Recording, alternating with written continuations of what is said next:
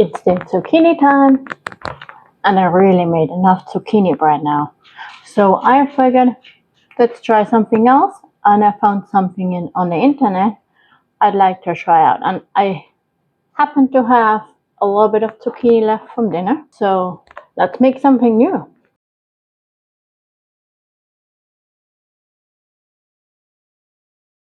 Hi, my name is Karen from Prepared and Sustainable Living. I make videos about cooking, baking, homesteading, hunting, fishing, and everything between. And so let's get started. I want to make zucchini flour. So zucchini flour is like, you can use like coconut flour. Zucchini flour is taking up moisture, so you can either substitute it in a recipe that uses coconut flour, or you can substitute it up to a third of normal flour.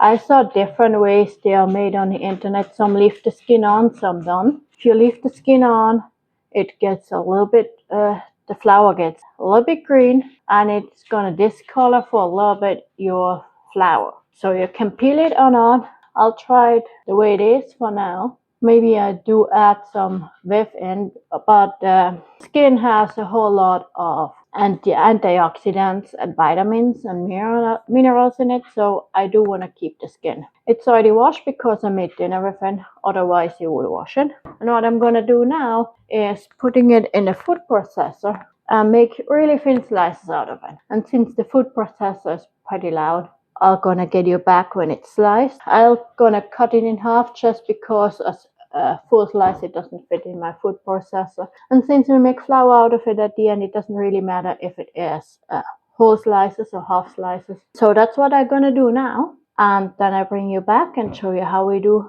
what we're gonna do next. Someone's having fun down there. So I ended up cutting it a little bit smaller so it fits in my food processor, but what we have now are those thin slices. You do want to have it as thin as you possibly can. It just dries fast. And since we afterwards are gonna make flour out of it, so grind it up anyhow. And since we afterwards make flour out of it, so ground it up anyhow, it doesn't really matter that much because nobody's gonna see how big the slices really are. What we're gonna do now is I'll take one of those dehydrator trays. If you have a dehydrator where you can tell the temperature, make it on 135 degrees. Depending on the dehydrator, on the zucchini, and on the thickness of your slices and all that, it might take 8 hours to finish it up. Or it might just take less, but just have a look on it from time to time. If you have more than one rack, you want to check on a regular basis and from time to time rotate it. The slices I'll show you then. The slices can touch each other, but you shouldn't overlap it too much, just because it dries better this way. So I put them as tight as I can together. I'll speed this process up for you a little bit because it's going to be boring for you. And then we put it in the dehydrator. So let's speed that up.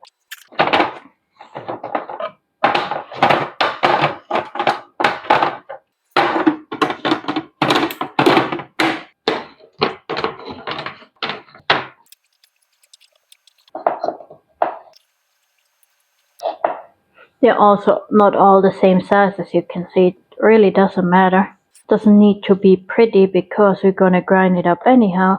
It just needs to be as thin as possible. And with the food processor, it takes less time, and that's what you all want to do, right? Doing things as efficient as possible because homesteading is a lot of work and we all still have other things to do too. And sometimes with having so much vegetables, which is definitively a blessing, we also get a little bit creative and do new things. Alright, let's speed that back up and finish it up and have a look how many trays I'm gonna have afterwards. I only have 4 trays, so I really hope I can fit that all on there.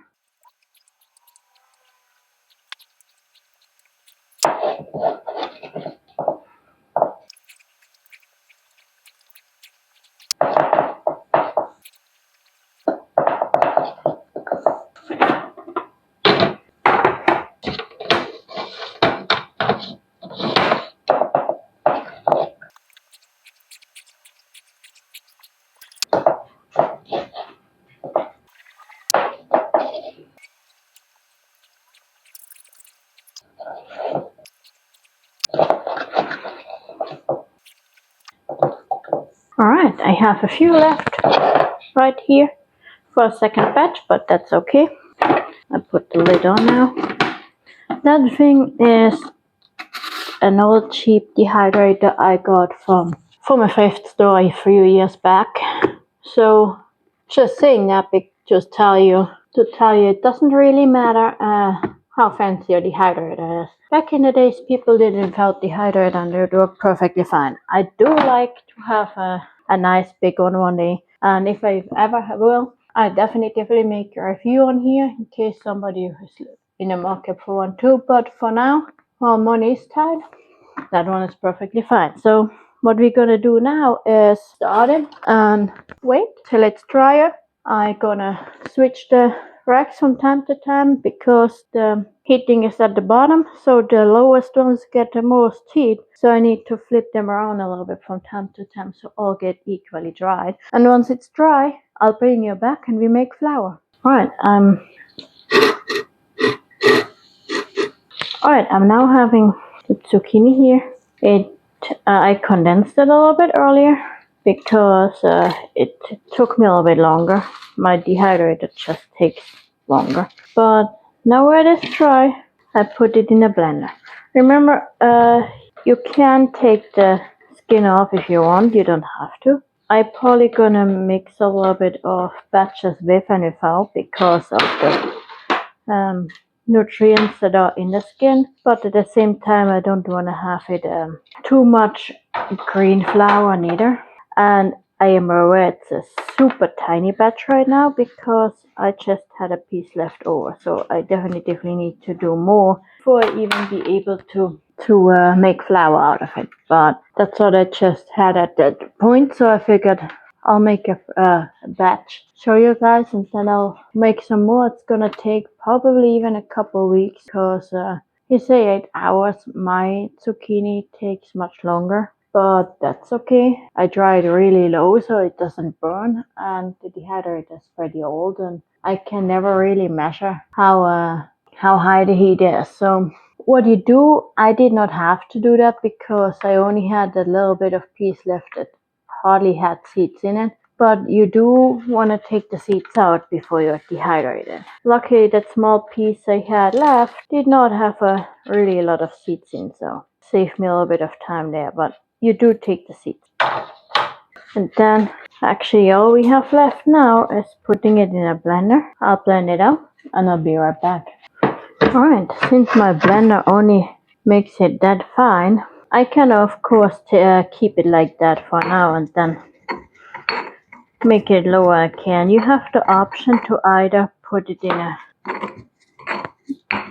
mortar and grind it up this way. What I'm probably gonna do is keeping it here, putting it in a jar, and once I have a bigger batch, I'm gonna get my big grinder I used for the acorns. I'm gonna show you a video how to make acorns this fall too. I can put the link for the grinder in the video description I used. No, it's not affiliate marketing, but I really liked using that one. I will try to use it for rice too. I want to make rice flour and probably making some puff rice ones too. But what I want to say is I probably store it this way till I have a really big batch. Taking the grinder out for that is just not enough. But if your blender is better than mine, just blend it up real quick in there and use it. Or put it in a mortar and pestle to make it real fine, and then use it in recipes. You can use it as a substitute, for example, for coconut flour. You can use it as a substitute for normal flour too, but only to a certain amount of percentage. So let me know in the video description if you would like to see how to use some of that zucchini flour, and I might make a couple videos out of that too. Since I just was sick not too long ago, look forward for the next video where I'm gonna show you how I made my tea mix against nausea and upset stomach. Until the next time, stay prepared and sustainable.